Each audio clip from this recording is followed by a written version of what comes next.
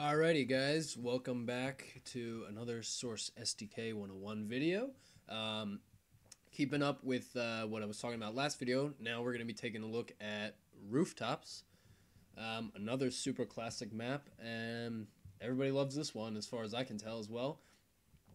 So right off the bat, diving right into it, we are going to notice straight away that this is one of the most open maps you will find on TTT, and in fact it is so open that there are almost no interiors, and the only interiors you will find come in the little house over here, little white house, tiny little bit up here in the gray tower, and I believe that's it aside from this little warehouse here.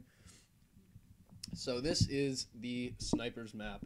This map is known for just, walking around and people pick you off just like that. Next thing you know, you're lying on the ground, you're dead, or you're, face down on the concrete below. This map is super iconic to TTT and has been remade a couple times and edits and all sorts of stuff. But this is, as far as I can tell, the original definitive version. So, talking about what we talked about last time, this map does combine the open and closed areas, but not nearly as much. And obviously, this map was designed purposefully to be a sniper map. It takes place on open rooftops. I don't really know what else you'd expect. But this one, we're going to go a little farther than that. We're going to talk more about key little details that just push this map up to the next level and just make it, memorable for what it is. So first off, this map actually gives use to the Newton launcher for once. Practically useless trader weapon. Might not even be in some servers.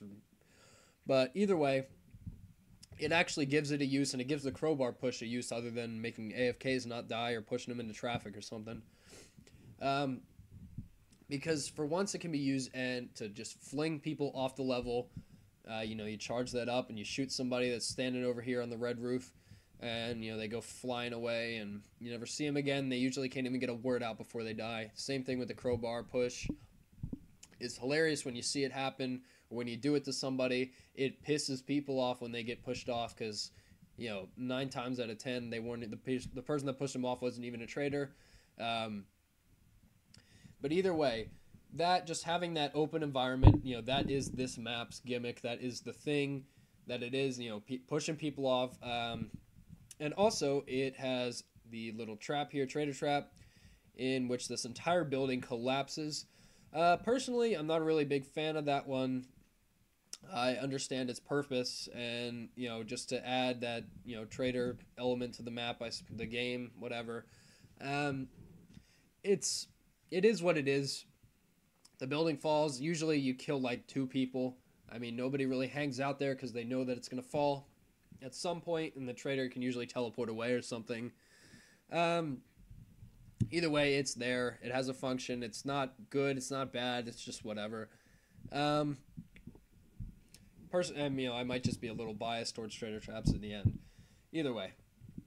So moving on to a little more tiny details, one thing I really love about this map is the ability to cut off certain areas and certain pathways with these little destroyable, funk breakable wood beams here.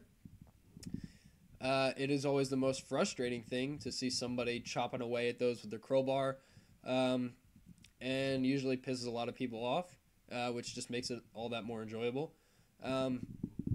You can pretty much just isolate anybody, for the most part within region. Obviously, they can use this beam to get up here and come across the bridge, and but having that ability to have that open, and then even before the round starts, have somebody break it off and wreck that whole thing is great. And it just adds, it's pretty funny and amusing when it happens, or it makes you mad, whatever. Either way, it adds just that extra little bit of, dynamic gameplay to the round where you don't know what's going to happen each round. Something different happens every round. Maybe they're already all gone before the round even starts, or they're all sitting there and, you can run around and use those ways as quick escapes, what have you. But that is just something super dynamic to this map that is featured in a decent amount of other maps, but with the rooftop theme here and the ability to just accidentally walk off buildings, it just fits in so perfectly, and is unmistakable in this map. So, going to look at some of the actual structures of the buildings themselves, I am quite a fan of the majority of this layout. Obviously, you've got your whole central area, which is basically these four-ish buildings here. Mainly the red roof building.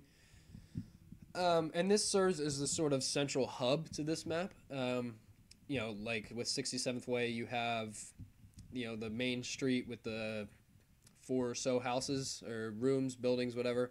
And here you've got, this main section here, and this tiny little, little height differences and such, and a little interior grove area here. Serves as your middle area, usually where most people congregate or just hang out if they're screwing around and they're innocent and they don't feel like doing anything.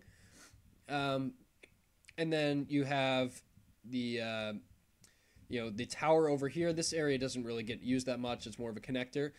This is one of the most significant parts of the map, is this tower, because it essentially serves as the highest point and most centralized sniping location with the windows that you can pretty much shoot out anybody. But with that in mind, there's a definite drawback, because anybody can look right there and figure out who that is. You're pretty isolated. You can cut them off by destroying these bridges. And it's, obviously when someone hears a sniper shot, usually the first place they look is this tower. And so it definitely has its drawbacks, which is just absolutely perfect for the design of the map, because, it gives you such a versatile position, but then, just as easily you're called out, and, next thing you know, you're dead instead. Moving along also, same sort of deal going on over here, although you get a much more restricted angle, but this is a nice place to pick off somebody that's in the tower over here. And then you have the little wraparound back here that just serves as a little back end to the map. Nice little place if you want to get a quick shot off, although you have a very limited range of vision here. With all that in mind, you can probably tell why this is one of the best maps to hit TTT. Obviously, it was released a long time ago at this point in 2016, and it was made by YouMeNow1 from the Kick-Ass TTT server, whatever that is. I never actually played on it. But either way, this is a little bit more of a quickie in terms of looking at the TTT map. Not sure what map we'll be hitting up next time, but if you have any suggestions, any maps you want to see talked about, I can look at personal maps, anything like that. Shoot me a message, leave it in the comments, whatever, and I will see you guys next time. Thank you.